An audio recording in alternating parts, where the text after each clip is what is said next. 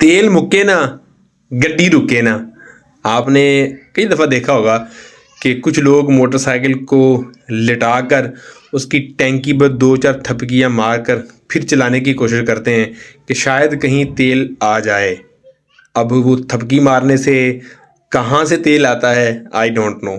हो सकता है कि मेरे साथ और आपके साथ भी कभी ऐसा हुआ हो कि हमें भी सरे राह तेल ख़त्म हो जाने या गाड़ी के रुक जाने की वजह से परेशानी हुई हो। ऐसा क्यों होता है?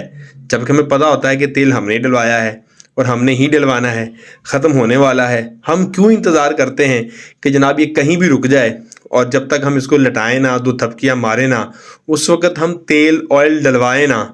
ये कैसी सोच और कैसी मंतक है? मैं ये बता दूं कि ये सिर्फ इसी के साथ जुड़ा हुआ नहीं होता, बल्कि ये तबीयत का हिस्सा होता है कि काम को आखिर में जाकर करना। अगर कोई बिल आ गया तो आखिरी डेट में जाके करना, किसी से कोई टाइम लिया हुआ है या किसी को टाइम दिया हुआ है तो आखिरी वक्त में दौड़ कर पहुंचना, ये तबीयतों का हिस्सा होता है। प्रोक्रेस्टिनेशन, टाल मटोल की आदत इंसान की ज़िंदगी का हिस्सा होती है।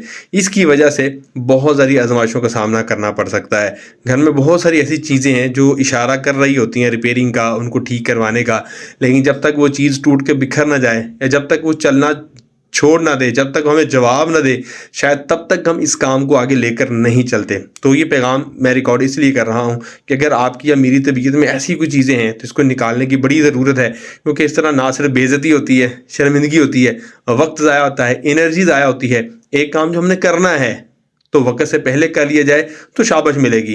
अगर वक्त गुजरने के बाद या ऐन मौके पे आके किया जाए तो परेशानी, एंजाइटी, आजमाइश बढ़ती है और शाबाश नहीं मिलती, बल्कि लोग उल्टा बातें करते हैं। तो अगर आपको पैगाम अच्छा लगा हो, अमल की नीयत के साथ शेयर भी कीजिएगा ताकि किसी और का भी भला हो सके।